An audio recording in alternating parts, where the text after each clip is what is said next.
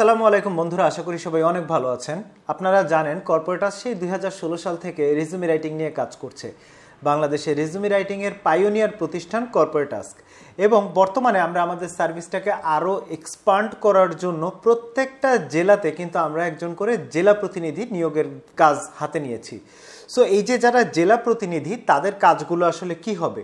So তাদের কাজগুলো হবে প্রত্যেক জেলায় যে সমস্ত ক্লাব, যে সমস্ত ইয়ুথ অর্গানাইজেশন, যে সমস্ত সংগঠন আছে, এই সংগঠনগুলোর সঙ্গে কোলাবোরেশন করা, বিভিন্ন রকমের ইভেন্ট অর্গানাইজ করা। ইভেন্ট হতে পারে অফলাইন ইভেন্ট হতে পারে অনলাইন ইভেন্ট। আর তাছাড়া বিভিন্ন রকমের CV, career, job, interview related বিভিন্ন রকমের কন্টেন্ট পোস্ট করা, কন্টেন্ট শেয়ার করা, বিভিন্ন গ্রুপগুলোর মাধ্যমে সিভি, জব, ক্যারিয়ার, ইন্টারভিউ এগুলো নিয়ে অ্যাওয়ারনেস বিল্ড করা, এই কাজগুলো হবে।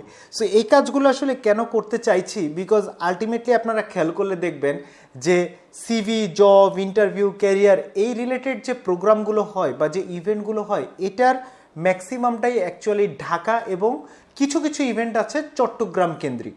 বাট আমি যদি এটাকে একটা রেশিও হিসাব করি, যে ঢাকাতে যদি 70% হয়, চিটাগাংয়ে যদি 20% হয়, আর ধরেন আর যে সমস্ত বিভাগীয় শহর সেগুলোতে ধরেন আরও 8-9% হয়। মূলত যে ডিগ্রি কলেজগুলো আছে, যেগুলো জাতীয় বিশ্ববিদ্যালয়ের আন্ডারে পড়ে, সেই সমস্ত জায়গায় সিভি, ক্যারিয়ার, জব, ইন্টারভিউ এই রিলেটেড কোনো দিন কোনো সেশন হয় না।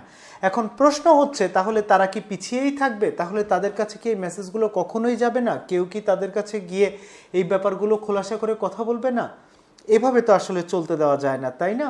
সো আমরা চাই যারা জাতীয় বিশ্ববিদ্যালয়ে বিভিন্ন জায়গায় ডিগ্রি কলেজে পড়াশোনা করছে তাদেরকেও একটা প্রফেশনাল সিভি কিভাবে তৈরি করতে হয় সেই সম্পর্কে কমপ্লিট গাইডলাইন দিতে।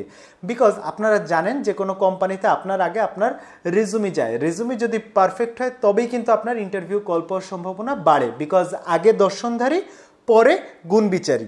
সো গ্রামগঞ্জে যারা থাকে তাদের ক্ষেত্রে কি হয়, যখন বিভিন্ন কোম্পানিতে তারা সিভি ড্রপ করে, যখন তারা ইন্টারভিউ কল পায় না, তখন তারা মেন্টালি ডিস্টার্বড হয়, স্ট্রেসড হয়, এবং তাদের কনফিডেন্স লেভেলটা আস্তে আস্তে নিচের দিকে নেমে আসতে লাগে।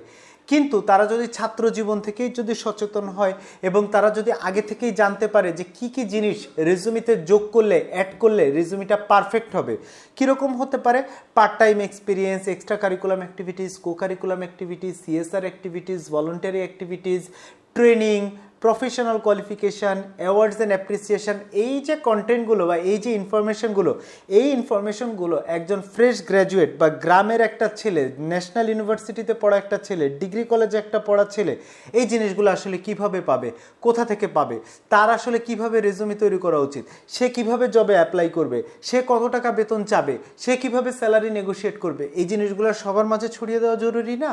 সো এই জন্যই কিন্তু আমরা আমাদের এই জেলাভিত্তিক প্রতিনিধি নিয়োগের যে কার্যক্রম এইটা আমরা হাতে নিয়েছি। সো আপনি যদি কর্পোরেটাসকে জেলা ভিত্তিক প্রতিনিধি হিসেবে কাজ করতে চান, তাহলে খেয়াল করলে দেখবেন আমাদের এই ভিডিওর যে ক্যাপশন থাকবে অথবা যে ডেসক্রিপশন বক্স থাকবে, সেখানে আমরা একটা গুগল শিট দিয়ে দিব। ওই গুগল শিটে আপনি কোন জেলার প্রতিনিধি হিসেবে কাজ করতে চান এবং কিছু বেসিক ইনফরমেশন আপনাকে আপলোড করে দিতে হবে। আপলোড করে দিলে আমাদের অফিস থেকে আপনাকে কল করে কিন্তু আপনি আমাদের সঙ্গে ডিস্ট্রিক্ট অ্যাম্বাসেডর অথবা জেলা ভিত্তিক প্রতিনিধি হিসেবে আপনি কিন্তু আমাদের সঙ্গে কাজ করার সুযোগ পাবেন। সো আর দেরি না করে এখনই অ্যাপ্লাই করুন এবং আমাদের সঙ্গে যুক্ত হন, এবং সিভি রাইটিংয়ের যে ব্যাপারটা এটাকে দেশের সর্বত্র আনাচে কানাচে প্রত্যেকটা তরুণের মাঝে ছড়িয়ে দেওয়ার ক্ষেত্রে আমাদেরকে হেল্প করুন। আপনাদের হেল্প নিয়ে আমরা চাই সবার জন্য প্রফেশনাল সিভি এই আন্দোলনটাকে সর্বত্র ছড়িয়ে দিতে, যাতে সবার মাঝে সচেতনতা তৈরি হয় এবং ইন্টারভিউ কল পাওয়ার সম্ভাবনা যেন আরও বেড়ে যায় এবং সবাই যেন আরও কনফিডেন্ট এবং উদ্যমী হয়ে ওঠে। ধন্যবাদ।